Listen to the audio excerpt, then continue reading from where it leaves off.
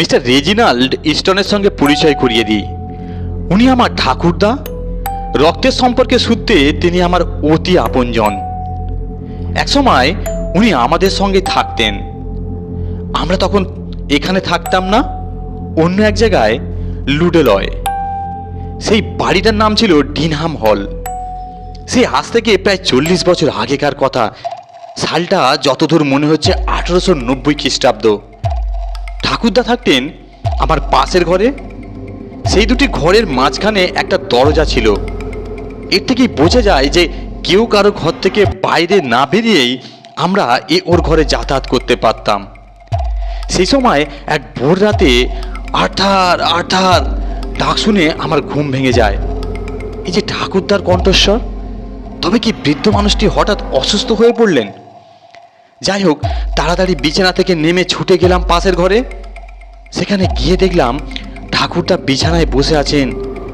আলফাল চেহারা, মুখ ফ্যাকাশে, ভয়ার্ত চোখ, শরীরটা তার কাঁপছে। সব মিলিয়ে তাকে খুব বিচলিত দেখাচ্ছিল। কি ব্যাপার? আমি উদ্বিগ্ন হয়ে জিজ্ঞাসা করলাম, কি হয়েছে দাদু তোমার? হ্যাঁ, আমি একটা ভয়ঙ্কর দুঃস্বপ্ন দেখেছি, ঠাকুরদা নিচু গলায় বলছেন। কথা বলতে গিয়ে তার গলা ভীষণ কাঁপছিল। তা তোমার স্বপ্নটা কিরকম ছিল বলবে আমাকে? সে কথা যাক, ঠাকুরদা বললেন, স্বপ্ন শুধুই স্বপ্ন, তাছাড়া দুঃস্বপ্নের কথা নাই বা শুনলে দাদু ভাই। না না, তবু তুমি বলো।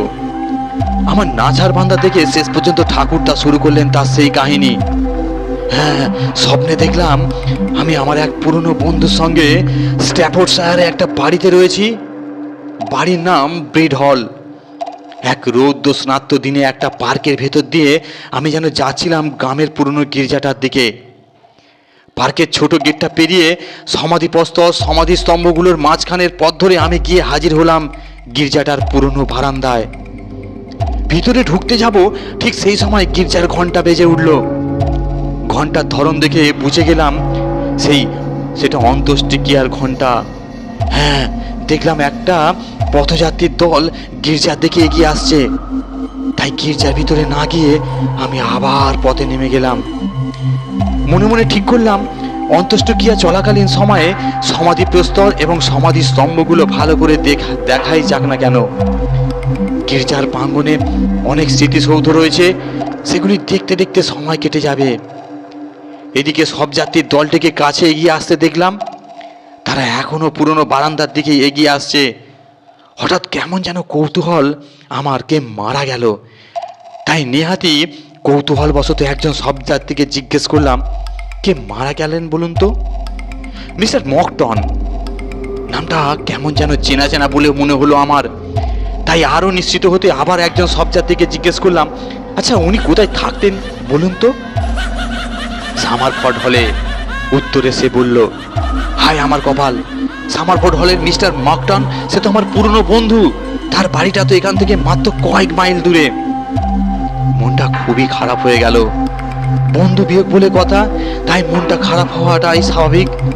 ছেলেবেলায় ঘনিষ্ঠ বন্ধুর মৃত্যু সংবাদ শুনলে কার না মন খারাপ হয়। এরপর আর গির্জার ভেতরে না যাওয়ায় প্রশ্ন থাকতে পারে না। তাই আমি আমার পরিকল্পনা বদলে ফেললাম। সঙ্গে সঙ্গে সিদ্ধান্ত নিয়ে ফেললাম বন্ধুর অন্ত্যেষ্টিক্রিয়ার যোগ দেব। গুটি গুটি পায়ে গির্জার ভেতরে গিয়ে ঢুকলাম এবং একেবারে পিছনের দিকের একটা আসনে বসলাম। গির্জার পূর্ব দিকে সবজানের উপর কফিনটা রাখা হলো। এরপর সেই কফিন যাত্রা করবে কবরস্থানে। ঠিক এই সময় গির্জার একজন কর্মচারী হন্তদন্ত হয়ে এদিকে এলো আমার দিকে। লোকটি বৃদ্ধ এবং রীতিমতো বেঁটে, ছোটখাটো চেহারা। লোকটির চেহারার মধ্যে এমন অস্বাভাবিক একটা কিছু ছিল, যার জন্য তাকে দেখলেই ভয়ঙ্কর ঘৃণা আর বিরক্তিতে তার শরীর মন খিনখিন করে ওঠে। লোকটি আবার কাছে এসে বলল, আমার অনুমান যদি ভুল না হয় তাহলে আপনি নিশ্চয়ই প্রয়াত মিস্টার মকটনের সবচেয়ে পুরনো বন্ধু। সেই কোন ছেলেবেলা থেকে আপনাদের তো থাকা উচিত এই শোক মিছিলটা ভূগর্ভে সমাধি কক্ষ পর্যন্ত যাবে। আপনি হবেন এই মিছিলের কর্তা। লোকটি প্রস্তাবটা এমন বিনয়ের সঙ্গে করলো যে আমি সেটা মেনে না নিয়ে থাকতে পারলাম না। এক সময় মৃতের আত্মার মুক্তির জন্য প্রার্থনা শেষ হলো। সেই সঙ্গে ধর্মযাজকের অন্ত্যেষ্টিক্রিয়া, নানান ধর্মীয় আচার অনুষ্ঠান পর্যন্ত শেষ হলো। ধর্মযাজকের মুখখানি এগিয়ে গিয়েছিল। এরপর শুরু হলো অন্তিম যাত্রা। চারজন বাহক কফিনটাকে তাদের কাঁধের উপর তুলে নিল। তারাই কফিনটা সমাধি কক্ষ পর্যন্ত বয়ে নিয়ে যাবে। এই সময় গির্জার সেই বৃদ্ধ কর্মচারীটি আবার আমার কাছে এগিয়ে এলো। চোখের ইশারায় সে আমায় পথটা দেখিয়ে দিল। ভূগর্ভস্থ সমাধি কক্ষের সিঁড়ি দিয়ে কয়েক ধাপ নামবার পর আমি মাথা নিচু করতে বাধ্য হলাম। ঢাকা পাথরটার উপরে সিলিংটা এতই নিচু যে মাথা নিচু না করে উপায় ছিল না। তারপর সমাধি কক্ষের পুরনো দরজা দিয়ে ভিতরে প্রবেশ করবার সময় শরীরটাকে আর একবার নিচু করতে হলো। ভূগর্ভের সমাধি কক্ষের মধ্যে একটা উঁচু প্ল্যাটফর্ম, তার উপর কফিন রাখার কথা। মকটান পরিবারের প্রায় 30-40 জন প্রয়াত সদস্যের কফিন খুবই পুরনো হওয়ার দরুন ভেঙে গেছে। সেই ভাঙা অংশ দিয়ে বেরিয়ে পড়েছে দেহাবশেষের কঙ্কালের অংশ। প্ল্যাটফর্মের উপর নতুন কফিনটা রাখার পর শবযাত্রা সারিবদ্ধভাবে সমাধি কক্ষ থেকে বেরিয়ে এলো। প্রবেশ করার সময় আমি ছিলাম সবার আগে, তাই স্বভাবত ফেরার সময় আমি সবার পিছনে পড়ে গেলাম। দরজা দিতে এগোচ্ছি এমন সময় গির্জা সেই বৃদ্ধ কর্মচারীটি হামাগুড়ি দেওয়ার মতো করে এগিয়ে এলো আমার কাছে। লোকটা আচমকা আমাকে ধাক্কা দিয়ে বসলো। আমাকে যে টর্চটা দেওয়া হয়েছিল, আকস্মিক ধাক্কা লাগার দরুন সেটা আমার হাত থেকে ছিটকে পড়ে যায় মাটিতে। ধুলো কাদায় ভরা মাটিতে পড়ে টর্চের আলো গেল নিভে। সামলে উঠে ফিরে আবার দাঁড়াতে একটু সময় লাগলো আমার। এই সময় একটা শব্দ আমার কানে ভেসে এলো। তার মানে ভূগর্ভস্থ সমাধি কক্ষের দরজা বন্ধ হয়ে এলো। তারপরেই শব্দ হলো ক্লিক। এর থেকে বোঝা গেল দরজায় তালা ঝোলানো হলো। আমার অবস্থা তখন অকল্পনীয়। তখন সেই ভয়ঙ্কর সমাধি কক্ষে জীবিত মানুষ বলতে আমি একা, একেবারে একা। সমাধি কক্ষ তখন ঘুটঘুটে অন্ধকারে ডুবেছিল। সেই অন্ধকার অনুভূতি আর আন্দাজের ওপর ভর করে দরজার দিকে ছুটে গেলাম। বন্ধ দরজায় হাত দিয়ে ধাক্কা দিলাম। ওপার থেকে কোনো সাড়া শব্দ নেই। বেশ বুঝতে পারলাম আমার কপাল পুড়েছে। তখন আমি আমার পোড়া কপাল ঠুকলাম দরজায়। তাতে কেউ এগিয়ে এলো না দরজা খুলে দিতে। পাগলের মতো তার স্বরে চিৎকার করতে করতে কাতর অনুরোধ জানাতে থাকলাম, কে আছেন, কে আছেন, তাড়াতাড়ি দরজা খুলে দিন, আমি সমাধি কক্ষে আটকে পড়েছি। অন্ধকারে আমার দম বন্ধ হয়ে আসছে, দরজা খুলে দিন। কিন্তু আমার শত চিৎকারেও কেউ পাত্তা দিল না, কিংবা দরজা খুলে দিলেন না। কে কার কথা শুনে সে যেন আমার চিৎকারের শব্দ বন্ধ সমাধি কক্ষের বাইরে গিয়ে পৌঁছালো না।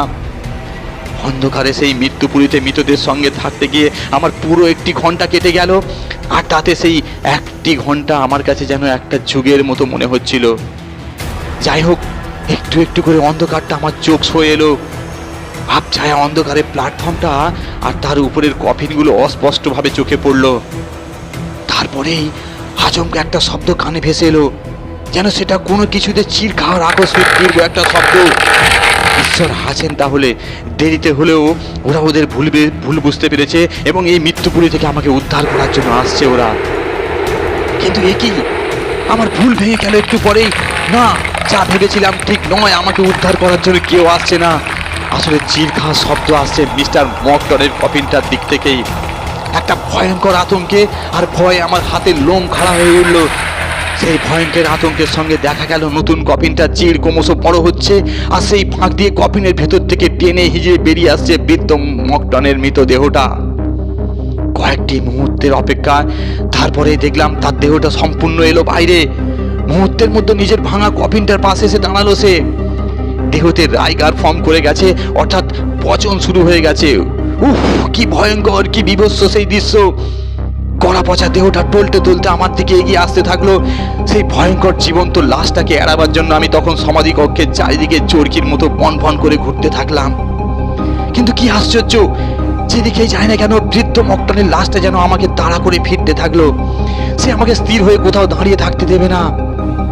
একটা ভয়ঙ্কর দুশ্চিন্তায়, নিদারুণ আতঙ্কে, এক ক্লান্তি অবসাদে আমার দেহটা একটু একটু করে অবসন্ন হতে হতে একসময় আমি মেঝেতে লুটিয়ে পড়লাম।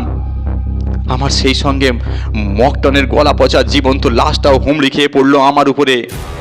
তার হাতের নখগুলো কি বড় আর তীক্ষ্ণ ধারালো। ইস্পাতের ফলার মতো সেই ধারালো নখগুলো দিয়ে আমার 2টি চোয়াল চিরিয়ে ফালা ফালা করে দিল। আবার ছেলেবেলার বন্ধু। একটা ভয়ঙ্কর যন্ত্রণায় কষ্ট পেতে গিয়ে আমি জোরে চিৎকার করে উঠতে লাগলাম। কিন্তু কি আশ্চর্য, আমার গলা দিয়ে ক্ষীণ শব্দ বেরোলো না। জীবন্ত লাশটার মরণ আলিঙ্গন থেকে নিজেকে বিচ্ছিন্ন করার জন্য আপ্রাণ চেষ্টা চালিয়ে যেতে থাকলাম। কিন্তু আবার সব চেষ্টা ব্যর্থ হয়ে গেল। তখন আর মনে হলো জীবন্ত সমাধি তো আগেই হয়ে গেছে, এবার মৃত্যু হবে জীবন্ত লাশের মরণ আলিঙ্গনে মৃদু। আমার নিজের বুক ফাটা চিৎকারে ঘুম ভেঙে গেল। ঘুম ভেঙে যেতেই দেখলাম সমাধি কক্ষের মেঝেতে নয়, নিজের বিছানাতেই আমি শুয়ে আছি। ঘামে আমার সারা শরীর ভিজে সিক্ত। শেষ বয়সের ঠান্ডা হাওয়ায় শরীরটা যেন জড়িয়ে গেল। সেই দুঃস্বপ্নের রেশ তখনও কাটেনি। একা থাকতে ভয় করছিল, তাই তোমাকে ডাকলাম।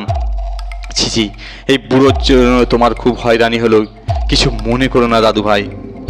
এ পর্যন্ত বলে ঠাকুরদা থামলেন। পরদিন ঠাকুরদা একটা তার বার্তা পেলেন তার সেই ছেলেবেলাকার বন্ধু মিস্টার মকটনের পরিবারের কাছ থেকে।